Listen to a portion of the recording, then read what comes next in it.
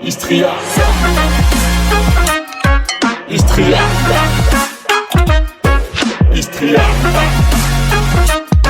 Istria. Le podcast journalier. Et bonjour tout le monde, bienvenue sur le podcast quotidien avec aujourd'hui J-9.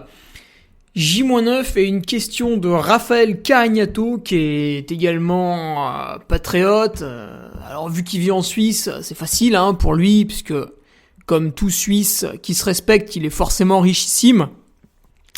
Et la question est: le duc doit-il se débloquer pour mieux annexer ? Petite question qui porte sur le déblocage. Vous savez ce truc la veille de la course là qui vous préoccupe. Eh bien, nous allons voir tout ça. Alors, avant, je vais remercier les nouveaux patriotes qui sont venus, attirés par ce podcast quotidien et de nombreux partages d'autres choses. Alors, sur mon site internet, j'ai publié un audio qui se télécharge pour 5 balles. Un audio qui dure 14 heures. Et en fait, cet audio, c'est la compilation de tous les podcasts quotidiens avant l'UTMB 2022. Et quand vous commandez cet audio, je vous envoie aussi les documents que j'avais rédigés par rapport à l'UTMB, plan nutrition, tout ça. Et les prises de sang que j'avais fait avant et après, parce qu'on parle beaucoup d'altitude. Voilà. Mais c'est quand même plus sympa de suivre ça au jour le jour. Et remercions donc ceux qui ont choisi cette solution avec nos nouveaux patriotes. Un espèce de retour de Thomas Fondeur, parce qu'il avait un problème avec sa carte depuis très longtemps. C'était soit il s'inscrivait 2 fois, soit il s'inscrivait 0. Donc évidemment, ça l'a gavé, ce que je peux comprendre, mais apparemment maintenant tout fonctionne. Alors cette plateforme Patreon est un peu opaque. Sachez que je ne touche jamais ce que je devrais toucher, ce qui est très bizarre. Et par exemple, quand je clique sur certaines personnes qui sont des abonnés du Patreon, ce qui est tout à fait normal, bien sûr, mais je constate qu'en fait, ils n'ont pas forcément été prélevés tous les mois. C'est très, très, très, très bizarre. Donc voilà, nous sommes dans un endroit mystique. Voilà, sinon, nouveau patriote Xavier Mettel, Inaki, qui a choisi de contribuer non pas à hauteur de 5 euros, mais de 10 euros. Alors, que vous contribuiez à hauteur de 5, 10 ou 20 euros, finalement, j'ai eu trop la flemme et j'ai rien fait. Donc, que vous payez 5 euros par mois ou 20 euros par mois, en fait, vous avez accès au même contenu. Je sais, c'est pas terrible, mais bon, j'avais pas d'idée génialissime, mais bon, j'ai laissé comme ça. Donc, merci Nike de ton don généreux. Bon, du coup, il va passer à 5 euros le mois d'après, j'aurais pas dû le dire. Jérôme Califi, nouveau patriote, Sébastien Men, un retour, Yannick Delattre, retour de Christophe Perret, retour d'Hugo Armand, Guillaume Rousseau, Andoni Sétouin, Pierre-Alexis Nebou, Florence Intra, Braque. Voilà, en toute simplicité, Braque. Alors il aurait mis Braquemar, ça m'aurait fait rire, mais bon. Et Maxime Gillet. Voilà, merci à ces nouveaux patriotes qui me permettent du coup d'avancer sereinement dans la vie et d'être toujours autant indépendant. Et ce qui me permet aussi de mettre en avant certaines marques. Par exemple, récemment, ce petit partenariat avec Gollum, sans avoir besoin de leur dire voilà les gars, en fait il faut que vous me filiez de la thune, il faut que vous me donniez ceci, cela. Alors ils m'ont donné une frontale quand même, bien évidemment, parce que sinon parce que j'utilisais la Piome Plus, et là ils ont sorti la Piome 2 Plus, donc bon voilà, ils m'ont donné la 2.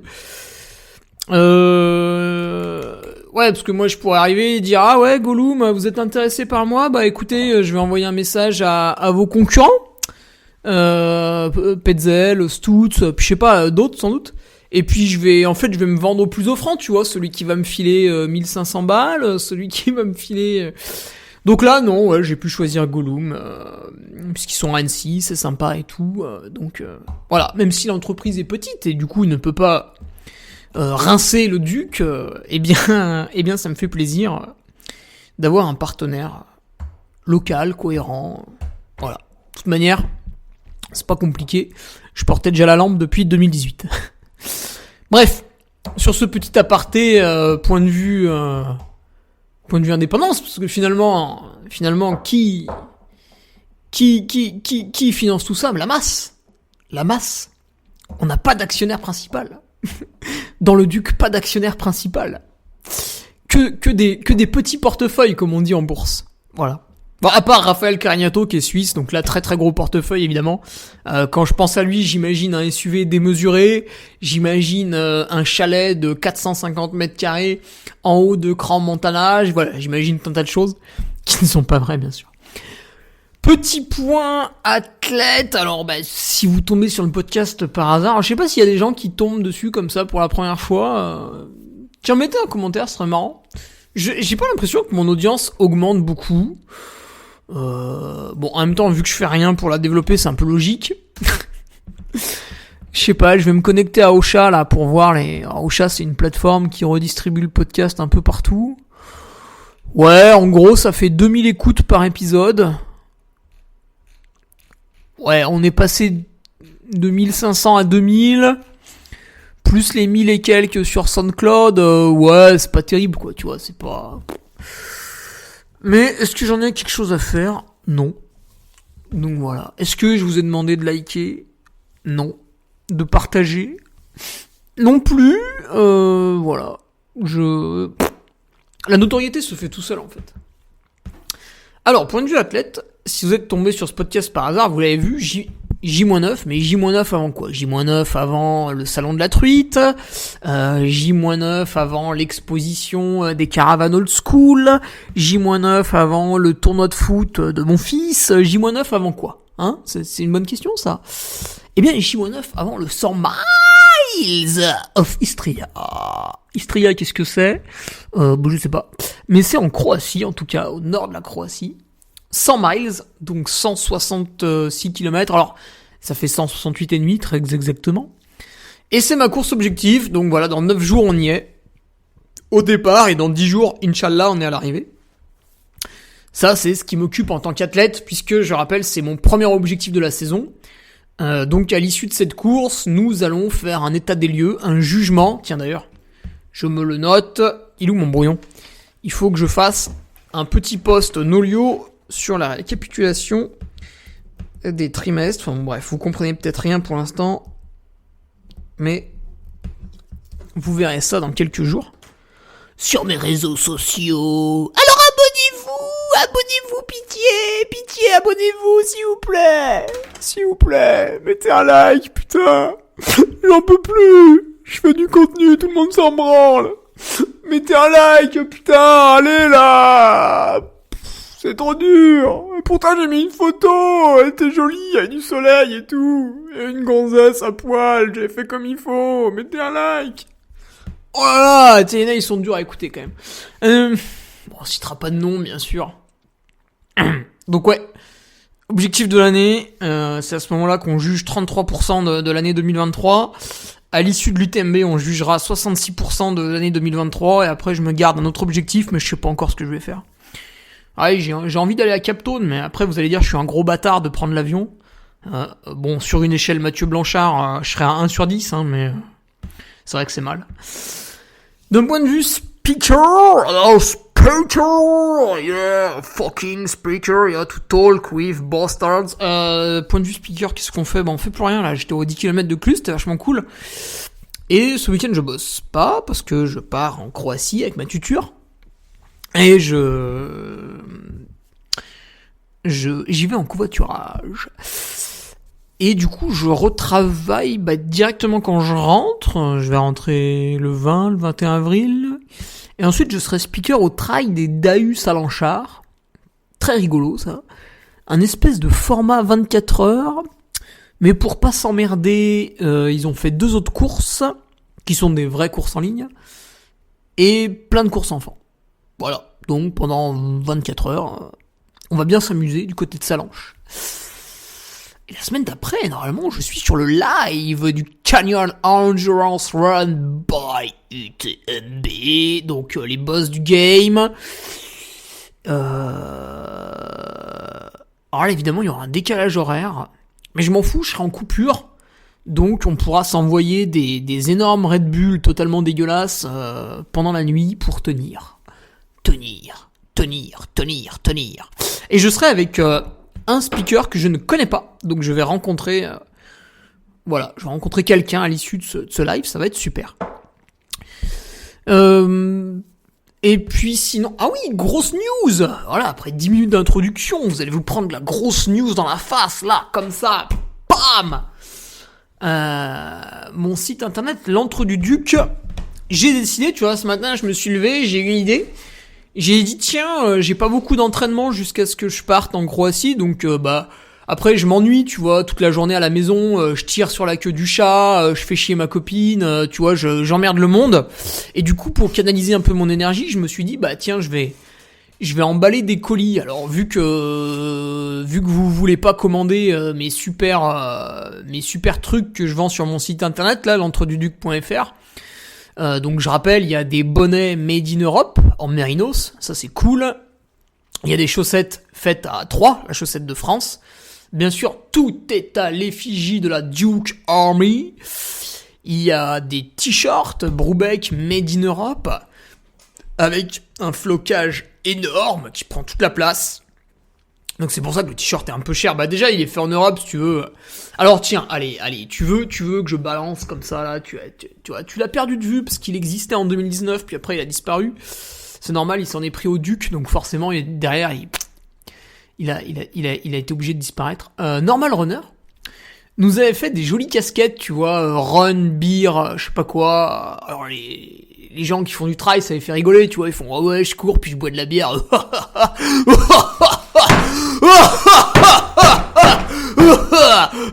Ah ouais, moi je suis pas un PD. Et du coup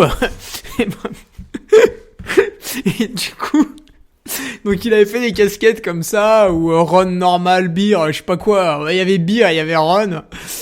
Et en fait, les casquettes étaient faites au fin fond de la Chine par le pire des prestataires, tu vois. Alors je crois qu'il avait changé au bout d'un moment parce que j'avais déjà dénoncé cette farce à l'époque.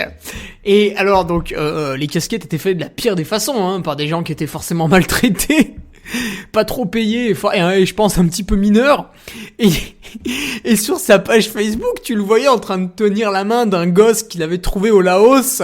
Je sais pas si c'était pour une association ou quoi, en mettant ouais, il faut les aider les pauvres gens. Et lui, sa manière de les aider, c'était de faire du business sur leur dos. Oh putain, ça me fait encore rire rien que d'y penser. Mais bon, hein, après tout, ce n'est pas bien grave. Il y a d'autres choses comme ça à dénoncer. Avec Brubeck, on aime bien trouver ce genre de petites coquineries. Donc je vous invite à réécouter les podcasts que j'avais fait avec Brubeck si vous voulez entendre des marques qui se font totalement tacler.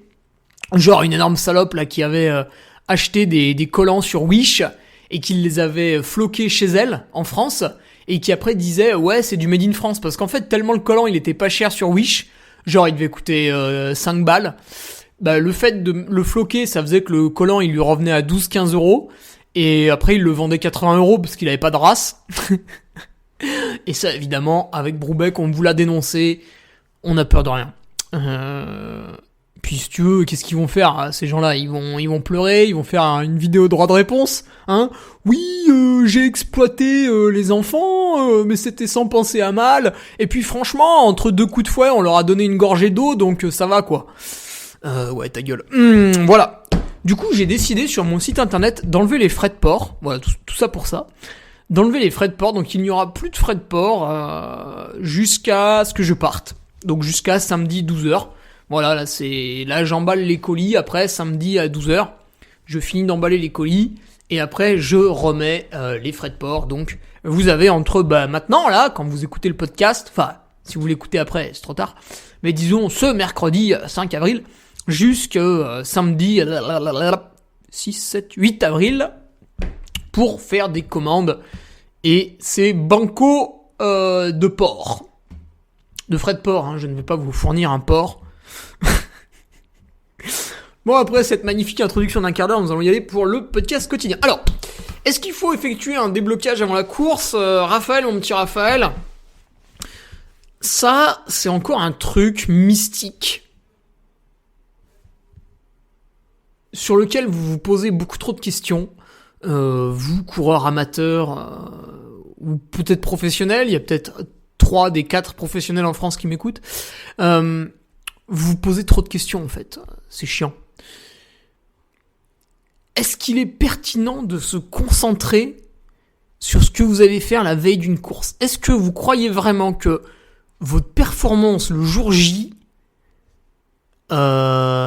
dépend uniquement de... Tu vois, vous courez le dimanche. Est-ce que c'est parce que vous avez fait un déblocage le samedi ou parce que vous en avez pas fait que vous allez réaliser une performance le dimanche? Non. Vous allez réaliser une performance le dimanche parce que 2 semaines avant, vous vous êtes beaucoup entraîné, 3 semaines avant aussi, vous avez fait une montée en charge progressive sur plusieurs semaines, plusieurs mois, vous avez travaillé de multiples qualités à l'entraînement, des qualités musculaires, des qualités de vitesse, vous avez réfléchi à votre ravitaillement, vous avez réfléchi à votre allure de course pour pas partir trop vite, vous êtes prêt mentalement à accepter la douleur de la deuxième moitié de course et d'essayer de maintenir votre rythme à ce moment-là malgré un genou qui couine, un tendon d'Achille qui casse les couilles. Voilà, vous avez développé un peu tout pendant 1, 2, 3 mois parce que c'est votre course objectif, vous y pensez depuis longtemps. Et du coup, la veille, est-ce que je fais un déblocage ou pas?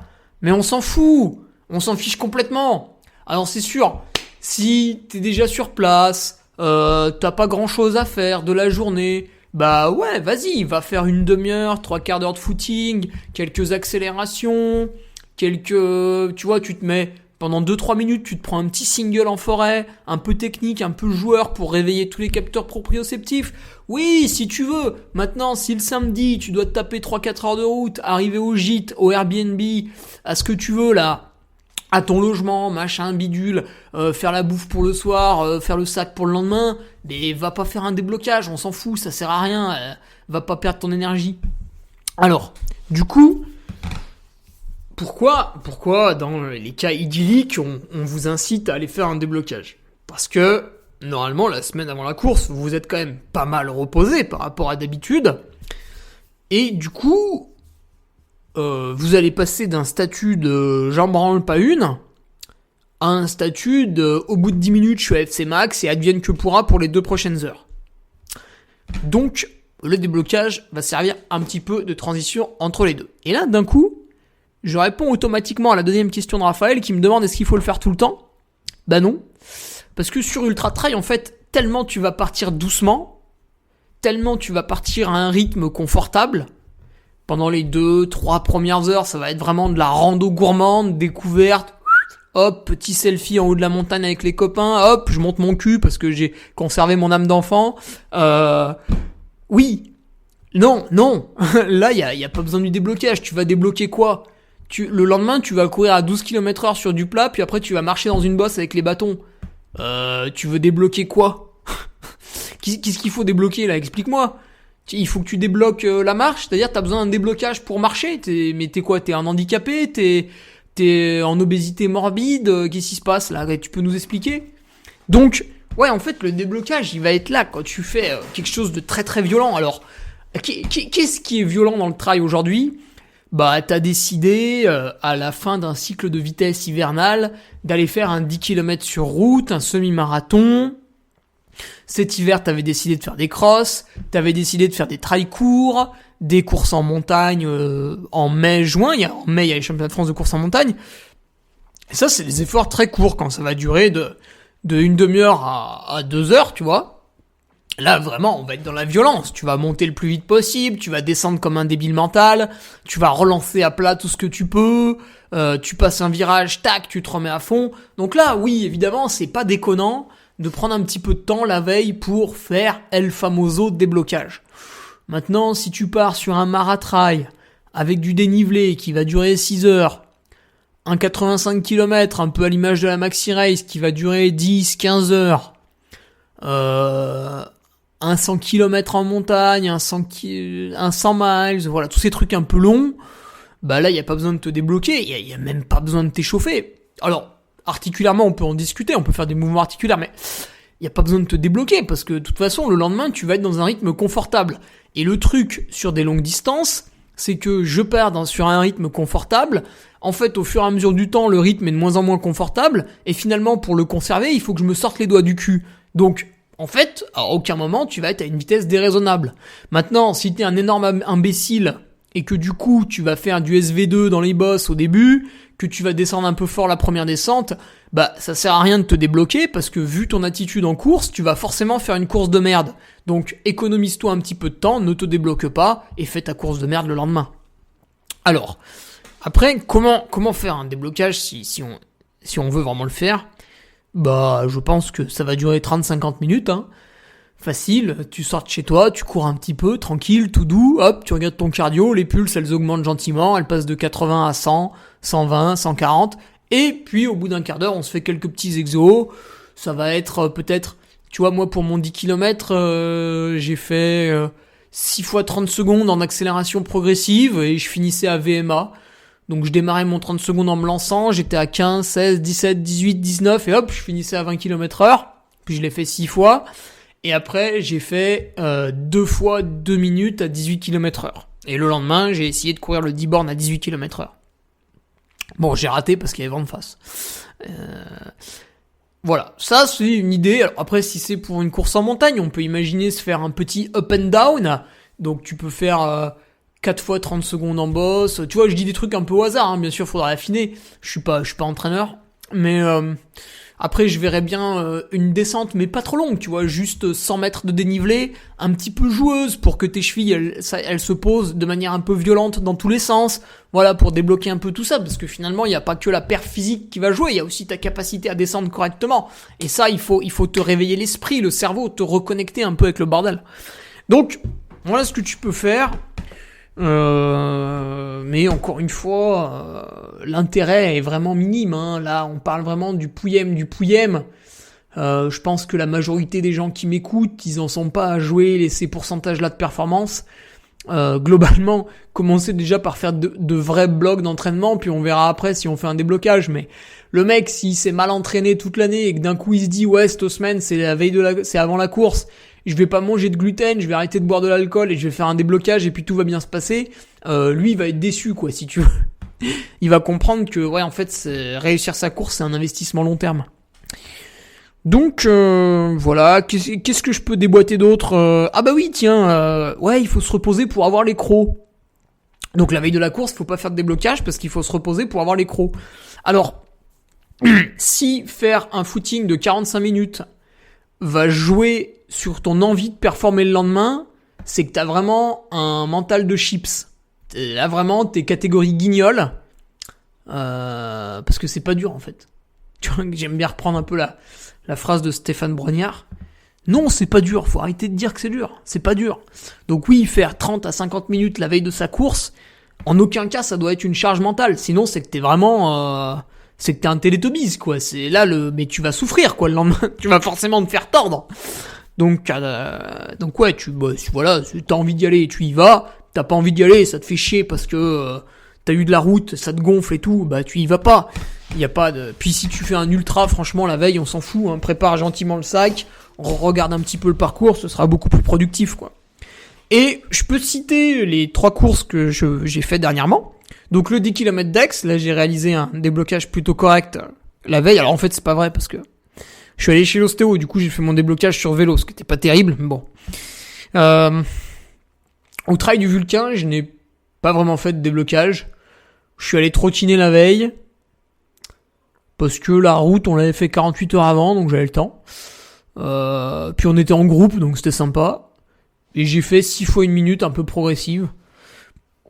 Après, ça ne m'a vraiment servi à rien. Parce que, en fait, le lendemain, je suis parti trop vite. Donc, j'aurais eu meilleur compte de faire un footing la veille, tranquille, en discutant. Voilà, pour 7 heures d'effort, un déblocage. Vu que, de toute manière, je suis parti trop vite, tu vois. Donc, en fait, quand tu pars trop vite, c'est que y a déjà d'autres soucis à régler que simplement le déblocage. Et pour Istria, le 100 miles, donc le coach ne m'a pas encore envoyé là. Ah oui, d'ailleurs, faut que j'envoie un message pour lui dire que j'ai mal au tibia. Il va être très content de l'apprendre. Attendez, je le note en même temps, hein, parce que moi je m'en fous, même si j'enregistre un podcast. Évidemment, je vais pas couper ça au montage, vu que je fais pas de montage. Ouais. Istria, je ferai pas de déblocage avant parce qu'on part pour 19 heures d'effort. Enfin, j'espère. Pas plus. On part pour 19 heures d'effort, du coup, il y a rien à débloquer. Ah, ouais, si, ça va partir en descente. Ouais, bah écoute, j'essaierai de trottiner un tout petit peu avant et de faire beaucoup de mobilité articulaire, mais je vais pas descendre vite, hein, donc m'en fiche un peu. Je vais laisser les mecs de devant descendre vite, tu vois, je vais les laisser se fracasser là. Puis je les doublerai plus tard, hein, c'est pas grave, je leur mettrai une petite tape dans le dos, comme notre ami Lance Armstrong. Voilà quoi. Alors sinon, le podcast quotidien, c'est aussi pour que je vous raconte ma life. Qu'est-ce que j'ai fait aujourd'hui ? Bah écoutez, je me suis levé à 7h37, j'ai mangé 2 haricots et j'ai bu une soupe. Ah non, je plaisante. Alors aujourd'hui, était au programme une reprise du sport après les 3 derniers jours de repos. Et une reprise plutôt légère, donc le coach avait mis un petit peu de vélo, tout doux. Et j'allais voir mon préparateur physique pour la dernière fois, pour faire une séance de muscu, entre guillemets. Donc, ce que j'ai fait, vu qu'il est à 10 bornes, le préparateur physique, j'y suis allé en vélo. Après, j'ai fait la séance, donc ça a duré 50 minutes. Ah tiens, il faut que j'y mette aussi ça sur Strava, bien sûr. Putain, à chaque fois, j'oublie de publier. Et après, Ah oui, j'ai fait 1 heure de vélo après la muscu, comme ça, je me suis dit, bah, l'après-midi, je suis tranquille, je retourne pas faire du vélo. Puis comme ça, j'ai pas touché à ma voiture, c'est cool. Et du coup, j'ai mal au tibia. Alors c'est vraiment très étrange. J'ai mal vraiment sur l'os, mais vraiment de face quoi. Pile au milieu. En plus, j'ai mal quand tu sais t'es en train de pédaler et ton pied il bouge un peu avec la cheville. Donc tu enfonces la pédale, le talon se baisse et tu tires la pédale, le talon se rehausse. Et du coup, bah, c'est vrai que le muscle de ton jambier antérieur, il a tendance à s'étirer, à se contracter, s'étirer, se contracter. Et j'ai l'impression que c'est à l'insertion du jambier antérieur sur l'os que j'ai dû péter un truc. Alors c'est étonnant parce que j'ai senti cette douleur dans mon 2e 50 km, c'était jeudi dernier. Et je sentais des petits éclairs, c'était un endroit bizarre. Tu sais, c'est un endroit où vraiment j'ai jamais eu mal de ma vie, hein. C'est pas du tout là où j'ai les périostites, hein. Donc très bizarre. Et le lendemain, sur la séance de 28 km, en fait, j'avais pas eu mal. Donc je me suis pas inquiété plus que ça. Mais là, force est de constater que au quotidien, je le sens. Alors moi, je mise là-dessus. Je mise sur une insertion du muscle sur l'os. Et ce serait cette insertion qui aurait en partie lâché. Élongation, voilà. Alors là, on a évidemment tout un contexte médical qui pourrait se mettre en jeu. Je vais même pas prendre mon téléphone pour appeler mon médecin du sport, parce qu'en fait, je pars dans 3 jours. Ce qui fait que je pense qu'il y a quasiment aucune chance pour qu'il ait le temps de me voir. Et pire encore, le fait de consulter un médecin du sport ne va absolument pas me soigner, puisque lui va ensuite me réorienter vers une échographie ou une IRM suivant, parce qu'il t'ausculte, hein, il est pas juste là pour signer des papiers, suivant son auscultation, il va dire non mais Hugo attends, ça moi je l'ai déjà vu, c'est plutôt ceci, cela, on va pas faire l'échographie, on va faire l'IRM. Donc là j'ai pas le temps, je pars dans 3 jours, donc bah c'est même pas la peine de le prévenir, éventuellement je l'appellerai après la course, et donc je me retrouve esseulé pour gérer ma douleur. Alors ça peut vous surprendre, puisqu'aujourd'hui on vit dans une société d'assistés où dès qu'il y a un pet de travers, il faut absolument en faire part à l'intégralité de son entourage pour leur casser les couilles et leur montrer à quel point on souffre, et c'est pas juste, oh là là, mais Seigneur, pourquoi moi, pourquoi maintenant ? Donc voilà, je vais me démerder tout seul, ce qui est pas très gênant. Donc j'ai, là évidemment, hein, tous les jours, j'y balance de l'argile verte dans une dose stratosphérique. Je mets une petite huile grasse de massage dans laquelle j'incorpore de la Gaultérie, ce qui est bien contre les inflammations. Et voilà, je fais ça gentiment. Quand je vais aller courir demain, je vais mettre un petit tape en pinçant la peau. Comme ça, là où il y a l'insertion, on va pouvoir relever un peu. Et le tape va passer autour. Et du coup, cette zone sera moins choquée que d'habitude. Donc bon, évidemment, si je vous fais pas un schéma, vous comprenez rien. Mais je vais placer mon tape un peu comme ça. Que dire de plus J'ai prévu d'aller chez l'ostéo vendredi parce que de toute manière, mon genou droit, même si on l'a débloqué l'autre fois, force est de constater qu'il a besoin d'une deuxième séance. Là, ça a pas marché jusqu'au bout. Et puis comme ça, je pourrais montrer à mon ostéo qui est quelqu'un de très intelligent, Benoît Nave. Du coup, il aura sans doute un avis pertinent sur la question. Vu que la douleur ne m'a pas gêné lorsque j'ai fait mon 50 km et mon 28 km en montagne le lendemain, je pense que je vais courir le 100 miles sur la douleur, ce qui est un peu idiot, mais je m'en fous parce que derrière je vais couper. Donc voilà, je vais faire des très gros dégâts à mon corps, mais je m'en tape complètement, l'objectif avant tout. Et puis de toute façon, c'est comme ça. Et puis j'ai mon masseur samedi qui va venir, donc ostéo plus massage avec 2 personnes extrêmement compétentes. Je pense que j'aurais fait tout ce qui était en mon pouvoir. Et puis après, voilà, j'ai envie de dire, Dieu seul décide. Est-ce que c'est un truc grave et la douleur va s'amplifier jusqu'à la course et ça va être horrible, je vais peut-être être poussé à l'abandon, je serai extrêmement déçu. Est-ce que c'est un truc un peu moyen, un peu bas de gamme, ça va gentiment rester par là, ça va me gêner à 2-3 moments, mais finalement je vais pouvoir faire ma course. Est-ce que la douleur va même disparaître d'elle-même d'ici quelques jours? Alors c'est marrant parce que Francesco Cucco qui est kiné, je lui fais parce qu'hier on discutait du trail niveau les revards, et il me dit comment ça va? Je lui dis c'est bizarre, j'ai un peu mal au tibia. Il me dit c'est encore tes périostites. Et je lui dis non, pas du tout, j'ai mal à un autre endroit. Donc je lui envoie une photo avec mon doigt dessus, et il me dit oui effectivement c'est bizarre ici. Et je lui dis j'ai jamais eu mal. Il me dit si t'as jamais eu mal, ça peut-être il y a de grandes chances que ça passe comme c'est venu, tu vois. J'aime bien ce savoir empirique qui rassure. Donc voilà, pas plus inquiété que ça. Mais c'est vrai qu'évidemment, on préférerait tous ne pas avoir de bobo. Bon, après, je pourrais développer, vous parler de tout. Et c'est là aussi où on voit des fois les mecs sur les réseaux sociaux, ils t'expliquent en long, en large et en travers qu'ils ont des blessures absolument gravissimes. Et puis tu les vois courir, en fait. C'est des gens qui savent pas ce que c'est une vraie blessure. Une vraie blessure, tu cours pas, quoi.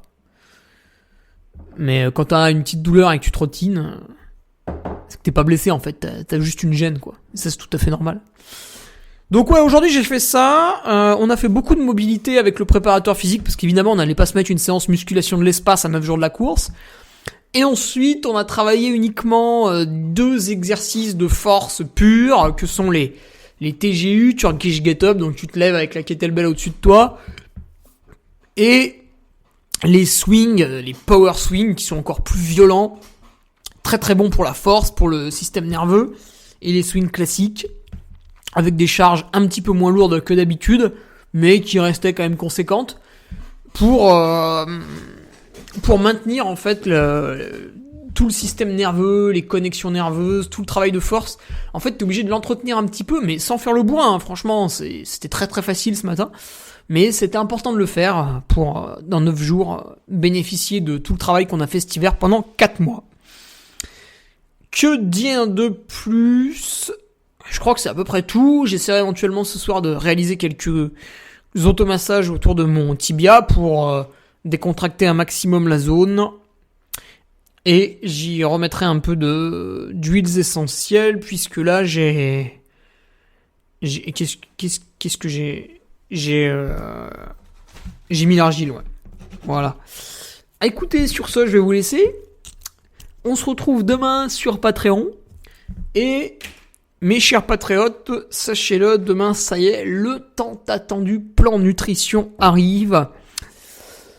Alors, je vais faire un maximum de choses avec mes purées Baou, mais vu qu'il n'y a que 4 zones d'assistance, je vais aussi me servir de ce qui est au ravitaillement pour éviter de porter trop de choses pendant la course. Voilà, donc je vais l'expliquer demain.